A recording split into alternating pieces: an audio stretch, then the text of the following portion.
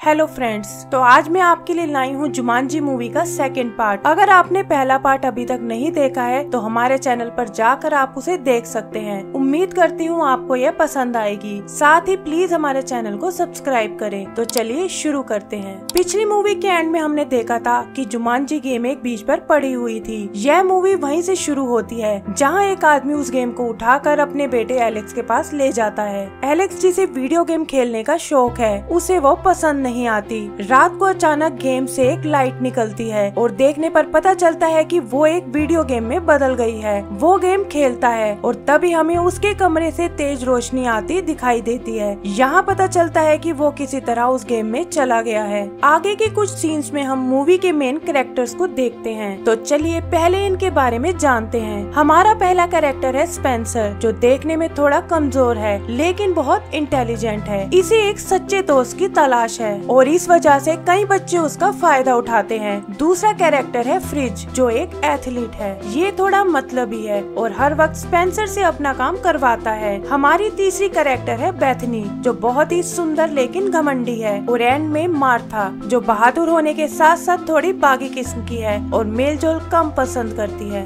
एक दिन उन चारों को प्रिंसिपल से सजा मिलती है। फ्रिज को डुप्लीकेट असाइनमेंट सबमिट करने के लिए, स्पेंसर को उसका असाइनमेंट बनाने के लिए, बेथनी को क्लास में फोन यूज करने के लिए और मार्था को फिजिकल टीचर की बात ना मानने के लिए। प्रिंसिपल उन्हें स्कूल का पुराना स्टोर रूम साफ करने को बोलता है। वहाँ दिखता है कि स्पेंसर कहीं न कहीं मार्था को पसंद करने लगा है। आगे सफाई करते वक्त फ्रिज को एलेक्स की वो वीडियो गेम दिखती है और वो बाकी लोगों को इसे ट्राई करने को कहता है। वो गेम शुरू करते हैं और अपने अपने कैरेक्टर्स को चुनते हैं, लेकिन नोटिस करते हैं कि एक कैरेक्टर लॉक्ड है। जैसे ही गेम शुरू होती है, वहाँ एक तेज रोशनी होती है और वो लोग एक एक करके उस गेम में चले जाते हैं। आगे का सीन गेम के अंदर का है, जहाँ वो सारे अपने चुने हुए कैरेक्टर्स के रूप में होते हैं। स्पेंसर डॉक्टर ब्रेवस्टोन में, फ्रिज मूज में, मार्था रूबी में और बेथनी प्रोफेसर शैली में। इससे पहले कि वो कुछ समझ पाए, एक दरियाई घोड़ा प्रोफेसर शैली यानी बेथनी को खा जाता है। वो बहुत डर जाते हैं, लेकिन तभी देखते हैं कि बेथनी वापस ऊपर से जिंदा नीचे गिरती है। वो कुछ समझ नहीं पाते।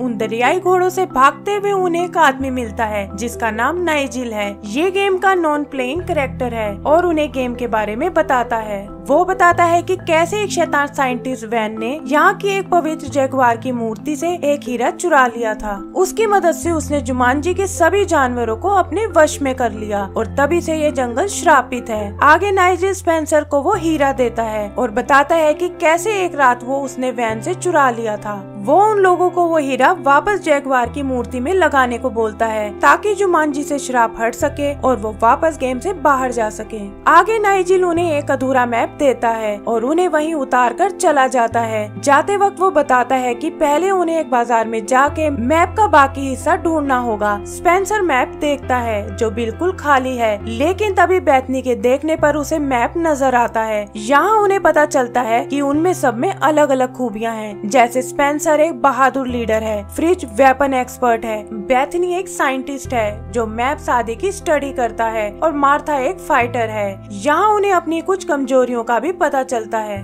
बेथनी मैप से अगले लेवल पर जाने का रास्ता देखती है, लेकिन तभी वहाँ वैन के कुछ लोग उन पर हमला करते हैं। वो लोग बचकर भागते हैं और एक झरने से नीचे कूदते हैं, जहाँ मार्था गोली लगने से मारी जाती है, लेकिन अगले ही पल वो दोबारा उनके सामने आ जाती है। स्पेंसर समझ जाता है उनके हाथ पर बना टैटू असल में उनकी लाइफ लाइन है और बेथनी और मार्था अपनी एक एक लाइफ लाइन खो चुकी हैं। आगे बढ़ते हुए वो लोग उस बाजार की तरफ जाते हैं, जहाँ रास्ते में स्पेंसर और फ्रिज की बहस हो जाती है। उनकी लड़ाई बढ़ जाती है और फ्रिज स्पेंसर को एक खाई में धकेल देता है। स्पेंसर मारा जाता है और उसकी भी एक लाइफ कम हो जाती है। तभी बेथनी और मार्था उन्हें बताती हैं कि ऐसे लाइफ वेस्ट करने से वो कभी भी गेम से बाहर नहीं निकल पाएंगे। आखिर में वो लोग उस बाजार में आते हैं जहाँ उन्हें मैप का मिसिंग पार्ट ढूंढना है। वहाँ एक केक खाने से फ्रिज भी अपनी एक लाइफ गवा देता है, क्योंकि केक उसकी कमजोरियों में से एक था। आगे गेम में एक बच्चे की मदद से वो लोग अपने अगले सुराग तक जाते हैं, जहां वो एक सांप से बचते हुए क्लू उठाते हैं। इस क्लू के हिसाब से उन्हें एक हाथी को देखकर चढ़ाई करनी होगी।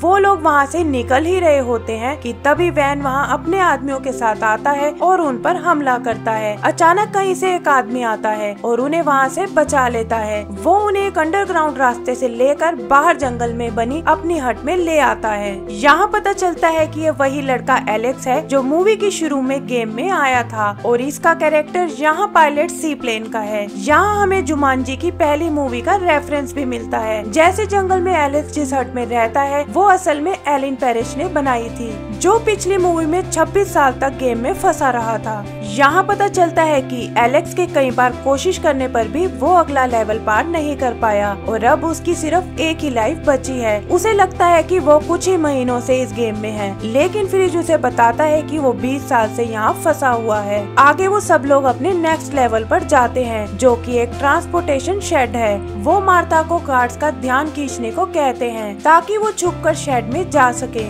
मार्था ऐसा ही करती है और वो लोग शेड में पहुँच जाते हैं। तभी वहाँ वैन के और आदमी आ जाते हैं, लेकिन ये सब एलेक्स की मदद से एक हेलीकॉप्टर लेकर वहाँ से निकल जाते हैं। एक घाटी में राइनो से बचते हुए फ्रिज के बैग से वो हीरा नीचे गिर जाता है। स्पेंसर वहाँ फ्रिज को ही चारा बनाकर किसी तरह वो हीरा वापस हासिल कर लेता है, लेकिन इसमें फ्रिज की एक और लाइफलाइन खत्म हो जाती है। आगे एक जगह मच्छर के काटने से एलेक्स मरने लगता है, क्योंकि गेम में ये उसकी कमजोरी थी। शैली बनी बेथनी उसे वहाँ अपनी एक लाइफ देती है। पता लगता है कि वो एलेक्स को पसंद करने लगी है। इधर स्पेंसर भी मार्था से अपने प्यार का इजहार करता है। वो आगे बढ़ते हैं और उस जगुआर की मूर्ति को ढूंढ लेते हैं। वहाँ शैली को वही हाथी वाली मूर्ति मिलती है जिसका सुराग उन्हें बाजार में मिला था। स्पेंसर वो हीरा लेकर पेड़ों से चढ़ता हुआ आगे बढ़ता है, लेकिन वहाँ एक जगुआर उसे मार डालता है। अब उसके पास भी बस एक ही लाइफ बची है। तभी वहाँ उन पर वैन के आदमी भी हमला करते हैं। वो लोग एक प्लान बनाते हैं और अलग अलग रास्ते से आगे जाते हैं। फ्रिज, बेथनी और एलेक्स उन लोगों का ध्यान भटकाते हैं और स्पेंसर और मार्था उनसे लड़ते हुए आगे बढ़ते हैं। स्पेंसर एक बाइक से चोटी तक जाने की कोशिश करता है, लेकिन वैन वहां आकर अपने जगुआर को उसके पीछे लगा देता है। स्पेंसर बड़ी चालाकी से उनसे पीछा छुड़ाकर उस मूर्ति तक आ जाता है। वहां वो बेथनी को देखता है जिसे वैन ने बंदी बनाया हुआ है। वैन हीरा मांगता है और तभी पता चलता है कि हीरा असल में फ्रिज के पास है। फ्रिज आता है, लेकिन वो हीरा उसके हाथ से फिसलकर एक सांपों से भरी पहाड़ी पर गिर जाता है। इस हड़बड़ी में बेथनी आजाद हो जाती है और वो लोग एक बार फिर वैन के आदमियों से भिड़ जाते हैं। स्पेंसर बाइक से जगुआर की तरफ जाता है और मार्था हीरा लेने। वैन मार्था को घेर लेता है, लेकिन वो एक सांप से खुद को कटवाकर मारी जाती है। यहाँ पता चलता है कि जहर उसकी कमजोरी था। एक लाइफ बची होने की वजह से वो दोबारा आसमान से गिरती है और तब तक स्पेंसर भी चोटी पर पहुँच जाता है। गिरती हुई मार्था उसे हीरा दे देती है और वो उसे जगुआर में लगा देता है। हीरे के लगते ही वैन मारा जाता है और जुमांजी से वो श्राप हट जाता है। सभी लोग इस जीत की खुशी मनाते हैं और तभी वहाँ नाइजिल आता है। वो उन सब से एक एक करके हैंडशेक करता है, जिससे वो सभी वापस अपनी लाइफ में जाने लगते हैं। सब लोग वापस वहीं स्कूल के स्टोर रूम में आ जाते हैं और अपनी अपनी बॉडी को देखकर बहुत खुश होते हैं। तभी उन लोगों को एलेक्स का ध्यान आता है, लेकिन वो वहाँ नहीं होता। स्कूल से वापस घर आते वक्त वो एलेक्स के पुराने घर को देखते हैं, जो अब बिल्कुल ठीक है। तभी सामने से आती कार में उन्हें एलेक्स मिलता है, जो उन सबको पहचान लेता है। वो बताता है कि कैसे गेम ने उसे 1996 में ही वापस पहुंचा दिया था और अब उसकी एक प्यारी सी फैमिली है। वो बताता है कि उसने अपनी बेटी का नाम भी बेथनी के नाम पर रखा है, क्योंकि उसी ने गेम में उसकी जान बचाई थी। आगे की सीन में हम उनकी बदली हुई लाइफ को देखते हैं और पता चलता है कि स्पेंसर ने मार्था को प्रपोज कर दिया है। एंड सीन में वो उस गेम को एक बॉलिंग बॉल से नष्ट कर देते हैं ताकि कोई और उसके चंगुल में ना फंस सके और इसी के साथ हमारी मूवी खत्म हो जाती है। दोस्तों, उम्मीद करती हूँ कि आपको ये मूवी पसंद आई होगी। ऐसी ही और मूवीज की समरी देखने के लिए प्लीज हमारे चैनल को सब्सक्राइब करें। Thank you.